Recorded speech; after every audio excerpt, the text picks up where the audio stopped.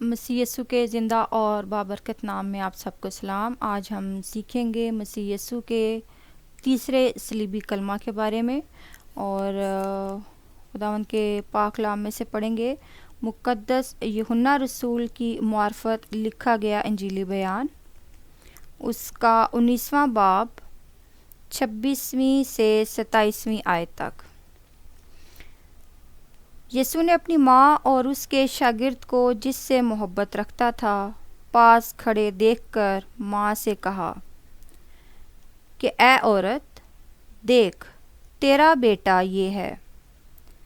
پھر شاگرد سے کہا، دیکھ تیری ماں یہ ہے، اور اسی وقت سے وہ شاگرد اسے اپنے گھر لے گیا۔ یوحنا رسول وہ رسول ہے جو خدا کو بطور محبت پیش کرتا ہے، اور بار بار خدا کی محبت کی جو خوبی ہے اس کو بہت ہی خوبصورتی کے ساتھ مختلف انداز میں بیان کرتا ہے۔ یہاں اس کلمہ کے وسیلہ سے بھی ہم یسوع کی جو محبت کی خوبی ہے اس کو بہتر طور سے دیکھ سکتے ہیں۔ اور اس کے علاوہ جب ہم یوحنا کے 13ویں باب میں آتے ہیں اور پہلی ہی آیت میں ہم دیکھتے ہیں کہ جب فسح کے موقع پر یسوع جان جاتا ہے کہ اس کا وقت قریب آ گیا ہے، اور لکھا ہے کہ عید فصح سے پہلے جب یسوع نے جان لیا کہ میرا وہ وقت آ پہنچا کہ دنیا سے رخصت ہو کر باپ کے پاس جاؤں، تو اپنے ان لوگوں سے جو دنیا میں تھے جیسی محبت رکھتا تھا آخر تک محبت رکھتا رہا۔ یہ وہ وقت تھا جب یسوع صلیب پر انتہائی کرب کی حالت میں تھا، اور نہ صرف جسمانی تکلیف میں تھا بلکہ ایک اور طرح کی تکلیف تھی۔ جب انسان ہم دیکھتے ہیں کہ کسی پریشانی میں ہوتا ہے، مشکل میں ہوتا ہے، تو وہ چاہتا ہے کہ اس کے اپنے ساتھ ہوں، لیکن ہم دیکھتے ہیں کہ یسوع کے بہت سارے جو اپنے لوگ تھے وہ بھی ساتھ چھوڑ گئے تھے، اور یہاں جن لوگوں کو ہم یسوع کے ساتھ دیکھتے ہیں وہ چند خواتین ہیں، اور ایک شاگرد ہے جس سے لکھا ہے کہ یسوع محبت رکھتا تھا، اور یہ بات یوحنا اپنے لیے کہتا ہے، اور ان خواتین میں ایک یسوع کی ماں ہے۔ اس کلمہ کو محبت کا کلمہ بھی کہا جاتا ہے، جس میں یسوع کی کامل محبت کو ہم دیکھ سکتے ہیں، اور ایک ایسی محبت جو دکھوں میں کم نہیں ہوتی۔ آج ہم جب پریشانی میں ہوتے ہیں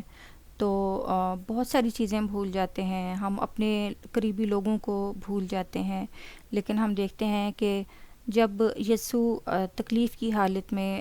صلیب پر تھا اس وقت بھی اسے اپنے گھرانہ کی فکر تھی۔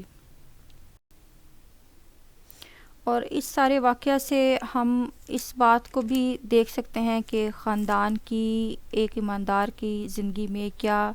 اہمیت ہونی چاہیے۔ بائبل مقدس اس بارے میں زیادہ تفصیل نہیں بتاتی کہ آیا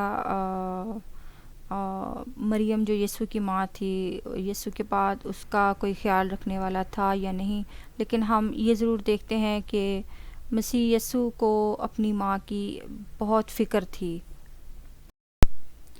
اور اس کے ساتھ ہی ہم دیکھتے ہیں کہ جب یسوع باپ کی مرضی کو زمین پر پورا کرنے آیا ہے، اور ایسا ہو نہیں سکتا کہ وہ باپ کے حکم کو جھٹلائے، جو کہ ہم 10 احکام میں دیکھ سکتے ہیں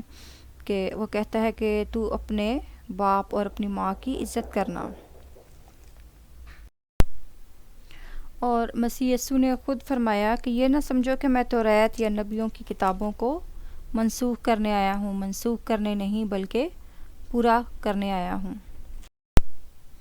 اور ایسا کیسے ممکن تھا کہ جب کہ وہ باپ کی تمام شریعت کو پورا کرنے آیا ہے اور اس میں سے ایک اس بڑے حکم کو بھول جائے کہ اپنی ماں اور اپنے باپ کی عزت کر۔